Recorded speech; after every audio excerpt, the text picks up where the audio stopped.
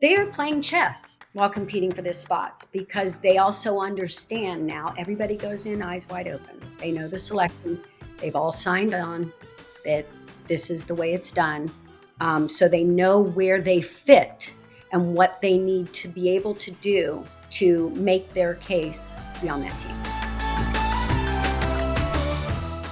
Hello, beautiful people, and welcome to season 2 of Flipping Out with Bridget Sloan, the Olympic special. I am your host, Bridget Sloan, and I will be joined all season long by the one, the only, the legend herself, Kathy Johnson Clark, and we will be talking elite gymnastics. We are going to be dissecting all the competitions it is going to take to get to those Olympic Games, and we are starting things off by a recap of the Core Hydration Classic.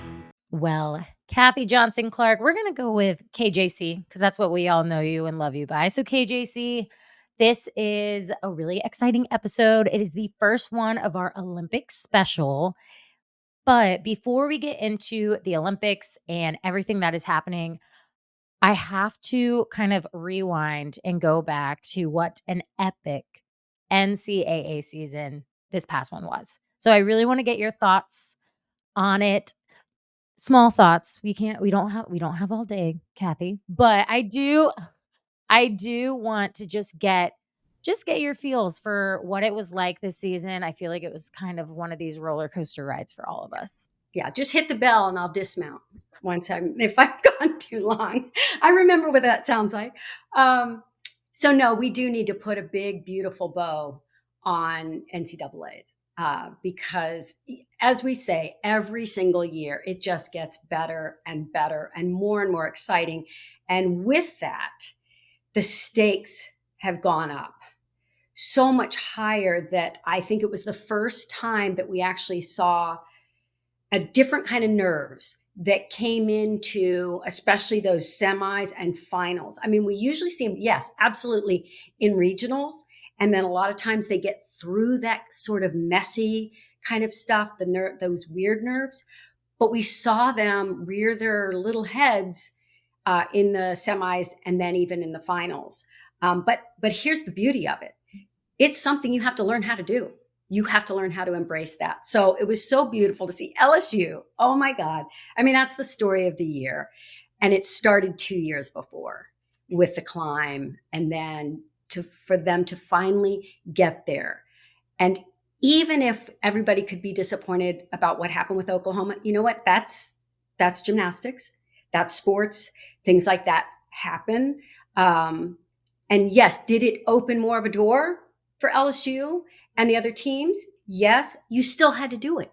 You still had to do it. And the team that put it all together and they were on fire and love, passion, everything out on the floor.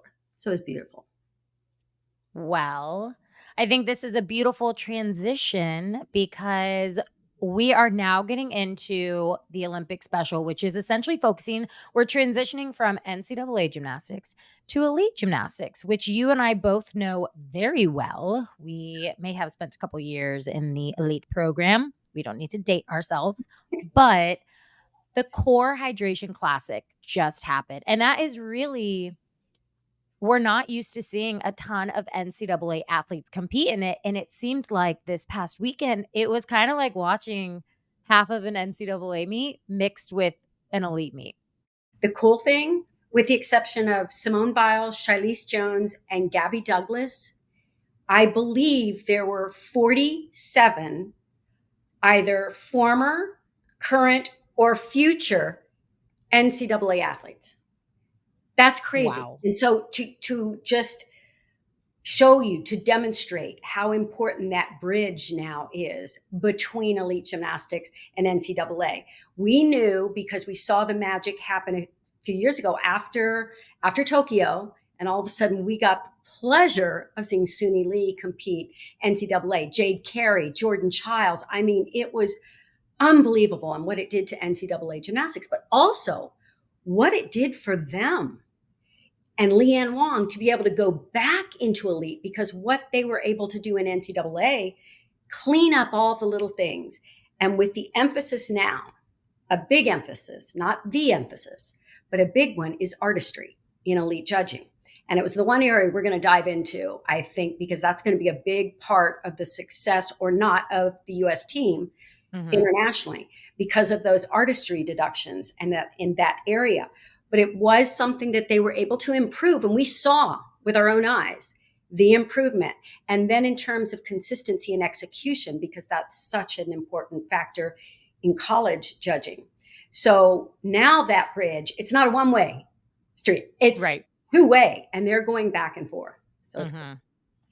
I do like that kind of analogy of, it's a two-way street. It used to be very much so one way, and I know when I was competing, it was so rare to see elites even go to college. You really I mean, thinking back, and I could be totally wrong, but I don't remember a ton of elites going on to college because a majority of them ended up taking money, moving on and do it, which is great. And there's a path for everybody. But one thing I love to see, and I am so excited to really dive into this with you specifically, is just the transition from NCAA into elite. And dare I say, I think it actually helped some athletes just a smooth transition in because this core hydration classic, this is essentially I don't wanna it's not the first step because an Olympic dream, an Olympic journey is many, many years in the making. It takes a lot of time and a lot of effort. You and I both know that, but this meet specifically is kind of the first step for the year, if Yes. that may like, I feel like that's safe to say, right? Absolutely. And a lot of some of the gymnasts, I don't know about a lot, but some of them were trying to have the mindset uh, from their coaches, even that this is a dress rehearsal. You are not Mhm. making the team in this first competition. Today. Right. What happened though? Because that's the gymnastics we saw. You don't want Mhm. to be at your peak right now. I Right. saw some, I don't think they're quite where they're going to be in terms of stamina and endurance. You could see that on floor, and as the competition went on. So they're not at that top peak fitness for endurance Mhm. and the resilience that you want to see in competition. But I see that they're going to get there. But here's what happened because of the historic part of this with three Olympic all around champions, first time ever competing. I mean, we're talking from 2012, 2016, 2020, the last three all around Olympic champions Mhm. trying to make this one Olympic team where there are five spots and a couple of alternates, all the attention, Yeah. all of the scrutiny, I mean, and everybody, I mean, not beyond our gymnastics community was aware of Mhm. the competition. So that placed on these athletes something I don't think they totally anticipated. It should have felt more like, one step up from what we saw before, which was the competition was in a training gym. So they could warm up in a training gym atmosphere, facility, could even go into the pit, into the soft land. Well, here, Mhm. you know the difference. When you're Oh, yeah, competing on competition equipment, competition floor, no pits, no soft landings, you have to be that much more prepared. for And sure. I saw it because I heard about it too in the warm-ups that there was such great gymnastics. They were going all out. They may have gone a little too all out in the warm-ups because then we saw some, kind of weird things. And I think that was the Mhm. combination of, oh my God, Olympic year, high stakes, excitement, anticipation, everything that goes with that. It's real. You know it. I know it. We both felt it. Um, but then the attention on this meet, as if it was, not just step one. Mhm. And yet it does matter, you know? Yeah, I think that's one of the trickiest parts of classics. Classics has been around for many, many, many years. Obviously, it may change names, but at the end of the day, classics has always been the first. I remember competing in classics, and that was the first meet I competed that year. Like, I didn't compete at all in some of them. But I think you kinda nailed it on the head that there's this added pressure that I know I didn't have competing, I'm sure you didn't have competing, the that outside noise becomes very loud, Yeah. and there was a lot of attention, on this. There was more attention on this meet than there has ever been before. I remember competing classics in what looks like a high school gym. Yeah. I mean, it's so which leads me to how amazing it is that the sport is growing, that the attention is there. I think it is amazing for women's athletics. I think it is amazing for women's sports across the board, but it's an added pressure that maybe an outside viewer is like, "I don't understand why what's the added pressure?" Well, it's a lot, and it can be very challenging. You might think you know that you're ready for it, but in the moment, it can be a lot. Which leads me to my first question for you. I wanna know your thoughts on the Core Hydration Classic and just I mean, Imma let you take it away. Okay. Okay. Well, we can't start or end or anything without Simone Biles. I mean, she was just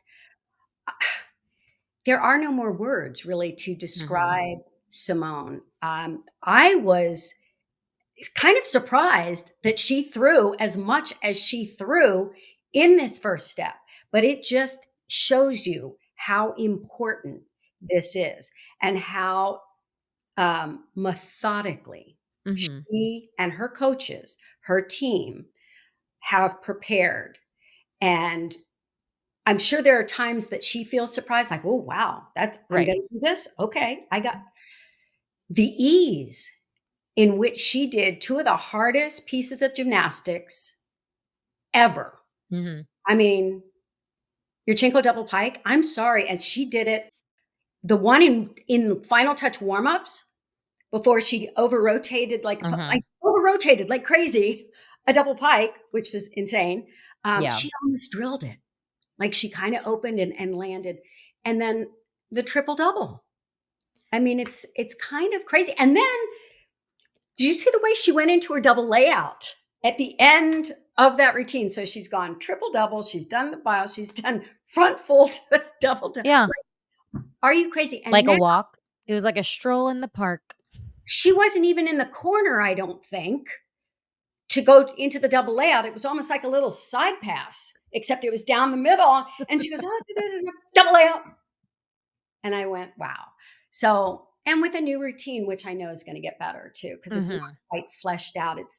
It's a little new to her.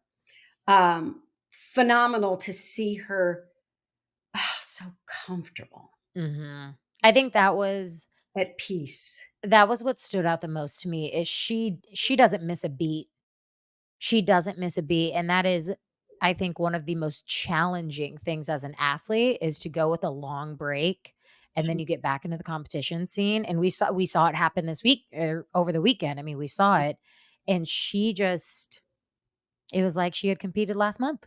Absolutely, and there's this, balance in her that, yes, she is supremely focused on her gymnastics, but you can see her go out of that and soak in the energy in the Mhm. arena, the little girls, the her husband out in the stand, and that's another cool component that people don't realize what a benefit it is to her. You now know because we're in relationships. We know Mhm. what that feels like. The love, unconditional love, the support, the this is not life.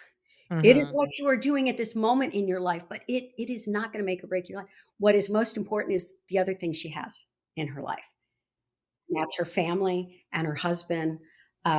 So now seeing that balance and the peace, and yet the razor sharp focus, technique, all of the things that she has mastered through all the many years, and then the competitive,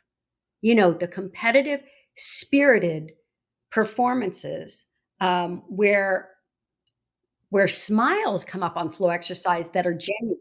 They're not choreographed. Like, I can see it, not surprise herself when she really liked the landing. It was like, I mean, she's Oh, just yeah. soaking it in. It's cool. Yeah. I mean, it's very cool, but it's even I think from even just the general public watching Simone is unlike anything we've ever seen, but from a gymnastics standpoint, it's truly It's breathtaking to watch her, and there are so many athletes who I think every athlete takes each competition differently. Mhm, Everyone looks at it differently. This core hydration classic, Simone was ready to throw the big skills and do it all, which for her, it might come down to like gaining that confidence of I know, not that I think I can, but I know I can. Where let's take Suni, for example, who looks, I mean, she's on that steady climb. And I think it's such a strategic meet for her, mhm, and I think she did an amazing job of mhm. doing exactly what she needed to do, if that makes sense. Yeah, I think we're seeing what's truly magical about women in sports right now. Mhm. So what I believe has stepped Simone up, because she has stepped up even higher than she's ever been. Part of it is because of what she needs and wants to prove to herself, to be able to, you know, do gymnastics like she wants to be able to do, and finish her career in the way she wants to finish her career. Um, but knowing what the competition is internationally, Rebecca Andrade has, oh, she's stunning. Wow. She is, wow, stunning, Mhm. and Simone knows that, and they love each other. I Right. think they are going to love pushing each other because 'cause they've been pushing each other, and it's such a beautiful thing to watch. So, and the support between them, and we're seeing that in the United States too. These women, they're not competing against each other, they're competing with Right. each other. They're lifting each other up, they're building each other up. So it's still competitive. They Mhm. still wanna win, are you kidding? They still want to make that team and outdo someone they love. So learning to compete with is magic. That's just it. You don't compete against, because it twists things up inside. And this allows them to not do the comparison that is the killer of all joy, but comparison that goes, just lifts you up because you want to keep building each other up. And it's a neat thing that we're seeing. It's going to make for difficult next few months Mhm. because of the pure numbers. So you mentioned Suni. I agree with you. I think she is on the rise. The things that I saw, the way she performed beam and competed beam, it was otherworldly.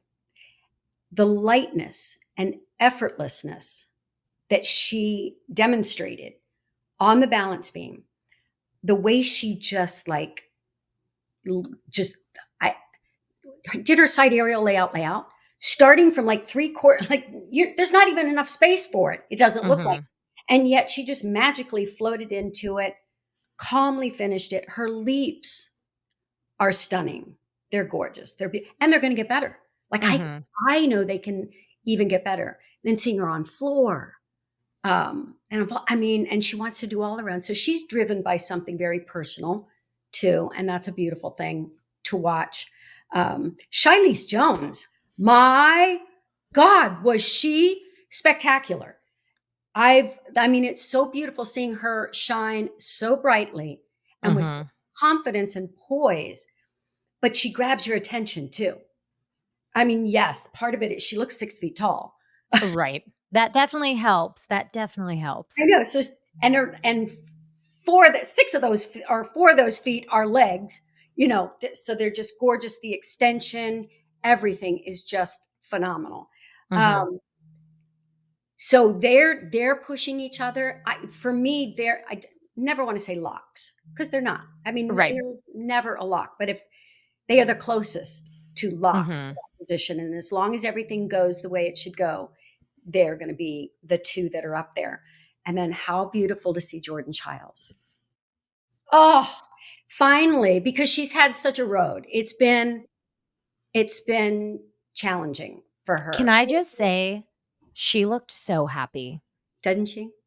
Yeah, She looked just so happy and I don't know, maybe this is me reading into it wrong, but she looked so at peace with yeah. everything she was doing. I mean, she was out there having fun. She wasn't out there doing her job as a gymnast. She was out there having fun as a gymnast. You know what the word is?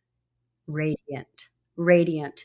Anybody who read Charlotte's Web, and one of the words that Charlotte wrote in her web, and it was radiant, and she had to define it. It was like there's such a pure joy Mhm. that Jordan exudes.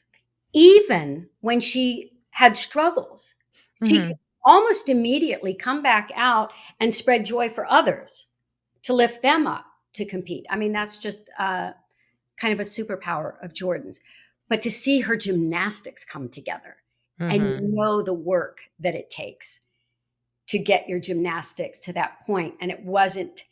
You don't want to ever have to rely on luck. Luck is a thing. I'm not going to tell Mhm. you luck is not a thing. There's some good luck and bad luck things that just happen. Even when you've done everything right and you've worked hard, but the harder you work, the luckier you get.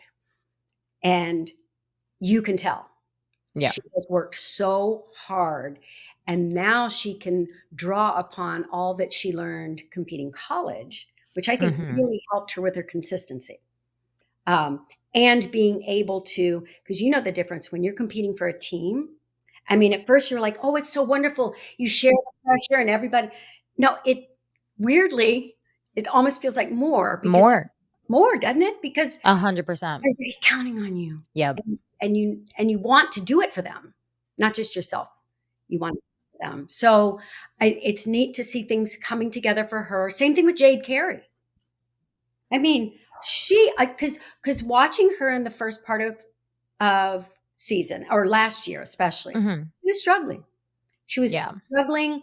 A lot of it was because she just competed so much in college and so beautifully. Like that's a crazy lot of routines Oh, to yeah. compete Oh, week I after could never. I week. could never. Yeah, no. And then when she stepped back, and I mean, what's wonderful for people to see, because then you realize, oh my God, they're just human.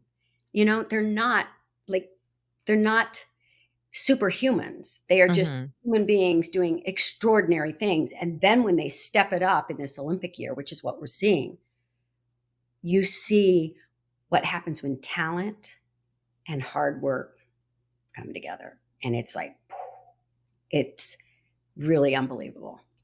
Dare I say it's magic. What is magic? I've said that word so much recently. Yeah, because this is a magical year. And it's a good time to remind everybody, because it's an Olympic year, that this is a journey that so many gymnasts are on who've dreamed of this from the time they were little girls.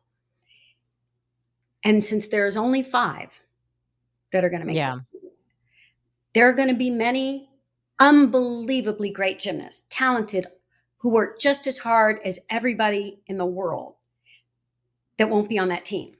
Yeah. Not because they failed, not Mhm. because they, fell short. It's a pure numbers thing.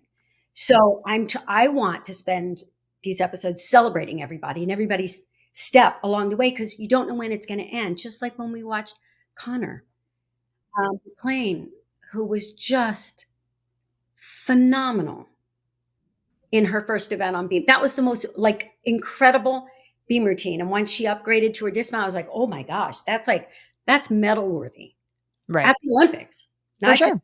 here. That's medal I worthy. agree. And then knowing that her training's been going really well, and that she actually was training her elite skills a lot more than we realized during the collegiate year. And she's kind of ready. She's so sneaky. I She's know. so sneaky over there at LSU. I'll tell you what, I wanna talk to all those coaches and be like, Yeah. You knew the whole time Yeah. she was training extra, but it showed. I mean, it truly showed the work she put in all season long of NCAA season and Mhm. as it transitioned over. And it showed, like, you can always say you found your joy again Mhm. in the sport. You can say you love it again now. When I watched, I felt it. Like Mhm. it wasn't her just saying that. She was feeling it. And so my heart broke, because as I said in my tweet to her, I was like, my beam brain and heart were on fire watching that beam routine. And then they both broke my brain and my heart broke when she went down on floor the very next event. So Godspeed to her in her recovery and getting back because gymnastics needs her, wants her, and we all love her. So Well, I think this will be a really good transition into the uneven bars because we have to talk about it. we do. Kathy, I'm never one to blame equipment. Now, as an athlete, I always blamed the equipment. Are you kidding me? Always, always. I will die on that hill as an athlete. Yeah. But th- this past weekend, I have never seen the one thing that really caught my eye was, like you said, added pressure. Mhm. It is going to affect everybody differently. It's going to affect, routines differently. Mhm. It's going to just affect everyone differently. But can we just take a deep dive into those uneven bars because something was not, I mean, were they crooked? Was it the feel of them? Like there had to be something because we were not just seeing a couple mistakes. Yeah. I mean, we were seeing a lot. And they were odd mistakes. Yes. So Yes. they were not the normal ones, Mhm. so that I mean, what's a normal mistake? But and sometimes you can tell when somebody's just the nerves have just gotten to them, they gotta And they're have just off, and you're like, just "Take a off. deep breath." Mhm. There also seemed to be a timing thing. I thought so too. On the transitions, especially you're Mhm. like, "Okay, that looked weird," or, so I don't know, I'd love to hear from anybody if they wanna talk about and I know that they don't wanna dwell on that. I know that No, coaches of course. because sometimes you're gonna go to a meet. I mean, I And went you to a meet in Romania once, and I thought, I might as well be swinging on the tree limbs in my backyard. That's how they were like, were they they so rough? Oh my gosh, were the was just bars so rough? I've never seen a set of bars that look like even the upper it's just, where did this come from? It looks like my backyard bars, like, whatever from 5 years before, but, yeah, somehow you make them work. Like, Mhm. you have to make them work, and everybody has Yeah. to do them, so you have to figure that out. But I remember going, it was Kyla Ross, uh, Mhm. at pretty big meet, and I think we were in Oklahoma, and there was something odd about the bars, and each time she went up, she'd have to adjust the time, and she was so tall. So, they have to raise the bar. So once you raise those bars up, it changes everything. And For sure. because they were crooked. So the way they were put up, but you Oh, can't go to no. somebody else's gym and change the way they set up their bars because they're used to, you know. So Right. I watched her each one, it got a little closer, a little closer, a little last warm up, it was like, "Oh, it was almost there, but it was enough there." Final touch, I was like, "Dang, the competition nailed it. Mhm. Perfection." And I went, "Wow." That's when you just keep your cool. Yeah. But sometimes you don't have that luxury of the time. You don't get enough times on that equipment. And that's Mhm. what's gonna happen internationally too. You don't get as much time on the actual competition equipment. Yeah, I almost wonder, like you said, you're gonna go to meets. See, I remember always going to Europe, and I loved going after the girls from Japan, China that used honey on the bar. Oh, man. I was probably the only athlete that enjoyed that because it made it so sticky, and I was like, "Yes." And you would have the coaches get up there and scrape it, and I was just crying inside, like, "Please don't take that away from me." I would have been with you. Now, I didn't know anybody that did honey back in my days, but oh my god, I have small hands. We had Mhm. oval bars back then, Oh back gosh. in those days, they were oh my god, just I'd have to hang on for dear life. And they made a rule. We couldn't get up there and chalk. Okay, you had to work the bars. But they allowed people to sand. And I'm Oh, like, that makes no sense. "No, no, no, no, no. You either nothing, no sanding." And I would always go after Tracy Talavera. And she worked bare hand. She would sand the bar, including half the wood off the rail, down to the fiberglass, down to like they were shining. And then I'd have to go and I'd do water and chalk.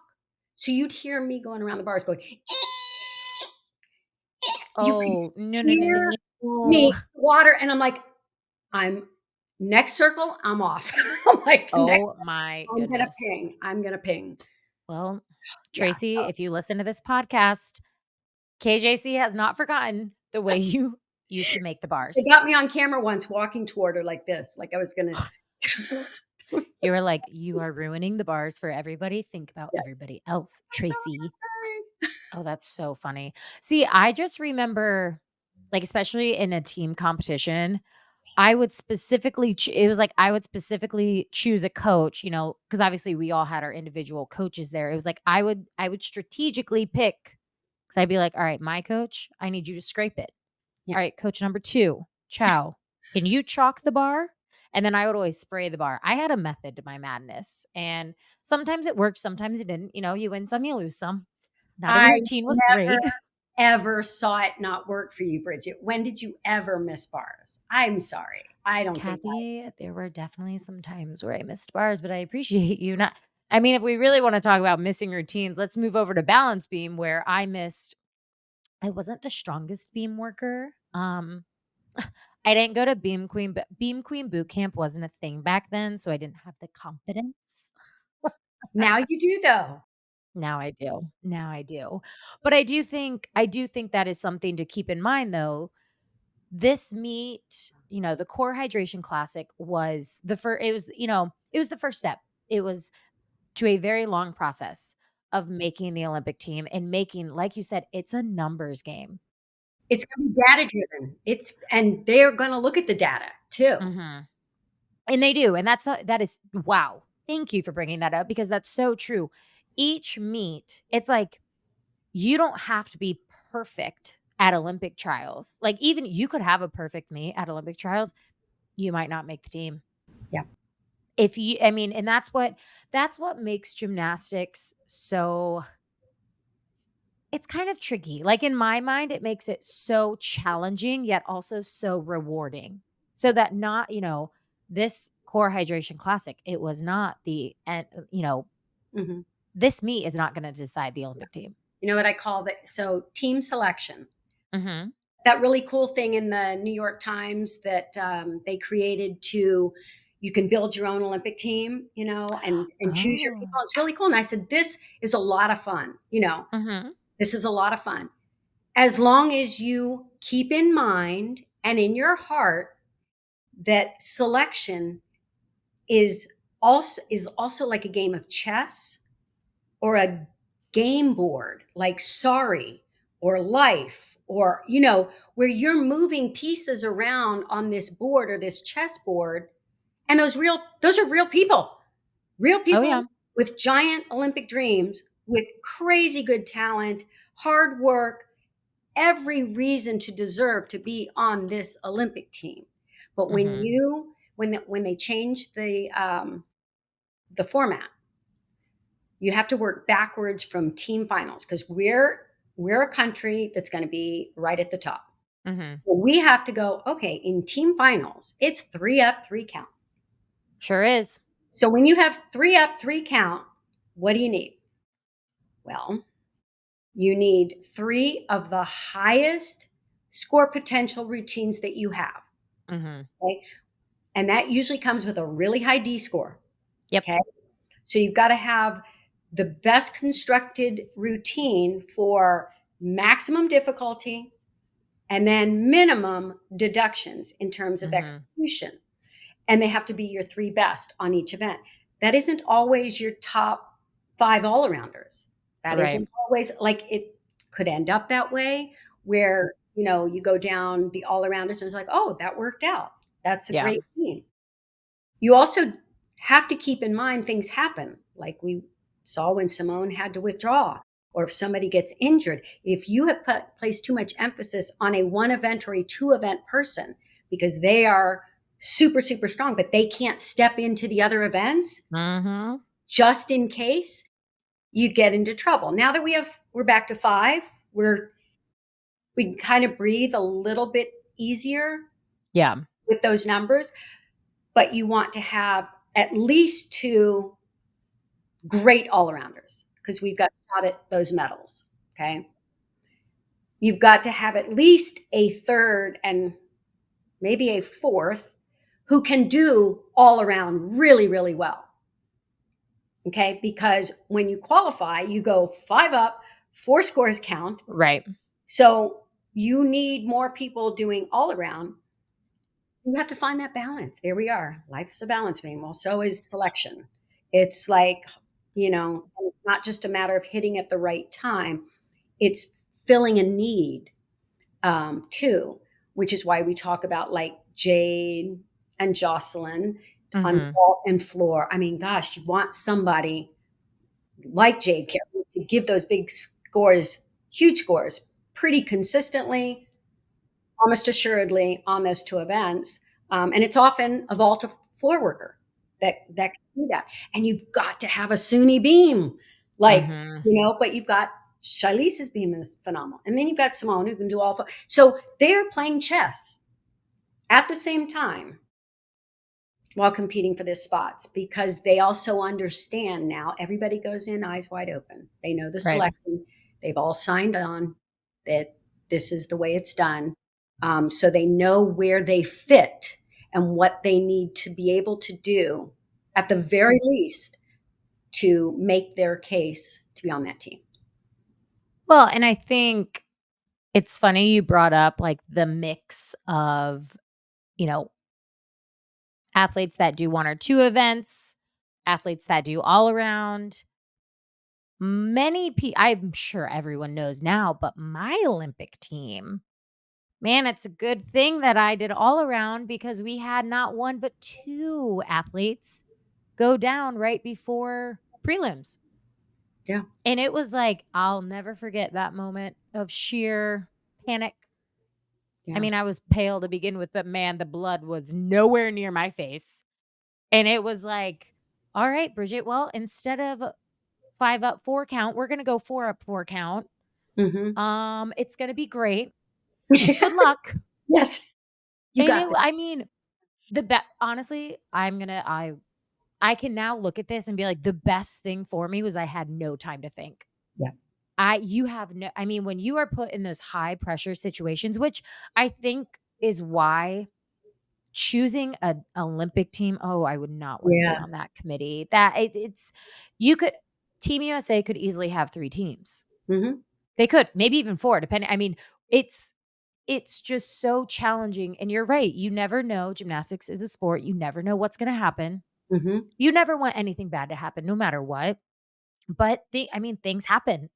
Uncharacteristic things that you're thinking, "How in the world did I get in this position?" I mean, look at Jordan Childs having to step in Mhm. Tokyo, and after having some Absolutely. troubles in the prelims, so you've got this recent memory, and you have to close the door on that and just trust in your training, believe, and go, and Yep. and forget that, "I know, but I just fell 2 days ago on this very," no. Yeah, what is it Jenny always said? Have a memory of a goldfish. Mhm. I was just about to say, Yeah, but you also need to remember, how to do it. yes, how to do it, Right. all your cues. So just don't focus on what the one bad thing that can happen. You think of all the All many, the many times amazing you've done it things. so perfectly. And you're right to not have the time to dwell on it, to just be able to flip the switch and just trust yourself and go. Well, and I think too, gymnasts, and I can say this because I was a gymnast, you were Mm, a gymnast.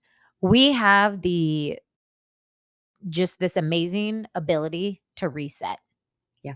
And we can reset in seconds if we have to.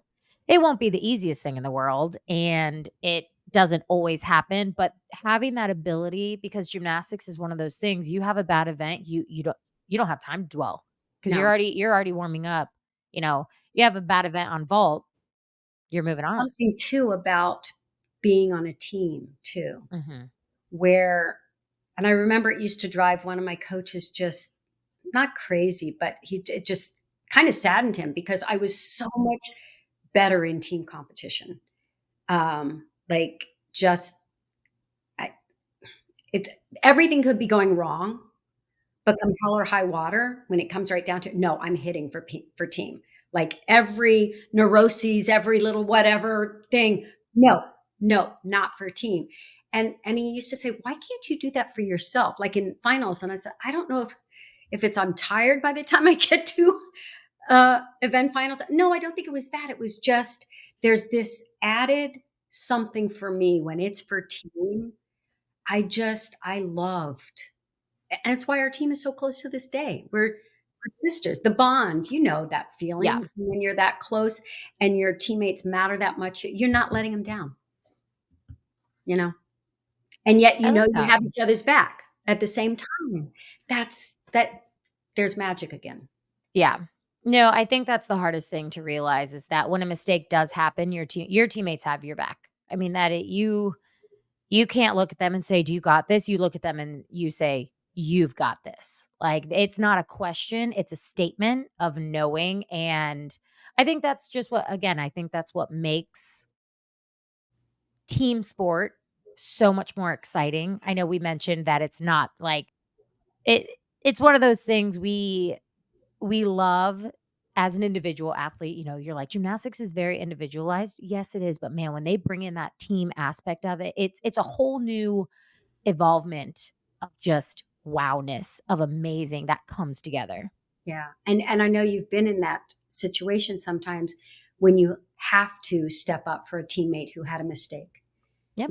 It's like, I got this. Mhm. I got your back. Do not worry. Do Right. not worry. Because your heart's already broken for them, especially in Olympic Games. So back when I competed, we had 6 on our team.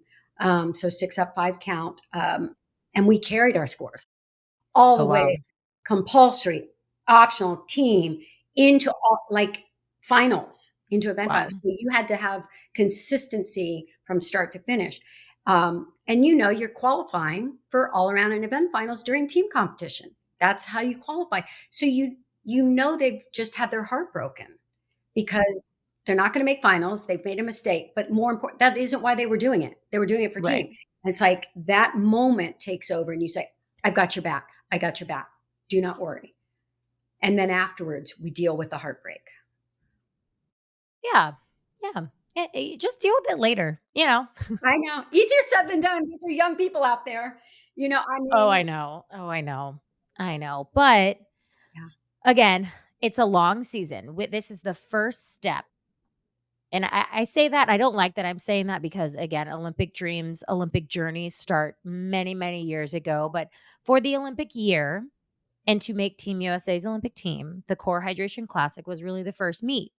And I think what's exciting is that we are going to be covering the entire season leading up to the Olympics. And I've decided, Kathy, on every single podcast, because you are just so wise and your words just always hit me right in my core and in my heart. What is a piece of advice you would like to give to the athletes that competed in the Core Hydration Classic and moving forward? Mm. Um, to always remind yourself, no matter how long, how hard you have dreamed of making this Olympic team, um, it's still a journey. It's not a destination. Yes, it will be, and it will be for those who, when everything lines up just perfectly for them and they make that team. But every single gymnast, I hope, will walk away from this proud of themselves, glad they went for this, give it your all, but know that it is not the end of the world. None of this is the end of the world. None of it. There is so much more to life and it's just gymnastics. Like, it is just gymnastics. I know Simone has said that, but I also know what it feels like, the dream. I know what that feels like. And that's why I feel so much love for these athletes. But just to remember, you are loved unconditionally. We are proud of every single one of you, no matter what. And Godspeed to all of them. That wraps up episode number 1 of season 2 on Flipping Out with Bridget Sloan, the Olympic special. I just want to say thank you to all those listening and make sure to please like and subscribe wherever you listen to podcasts. I am your host, Bridget Sloan, joined by Kathy Johnson Clark, where we will be dissecting elite gymnastics and the journey and the process it takes to get to the Olympic Games. I hope you all have an amazing rest of your day. Make sure to make some good life choices out there and don't forget to be awesome. Bye, y'all.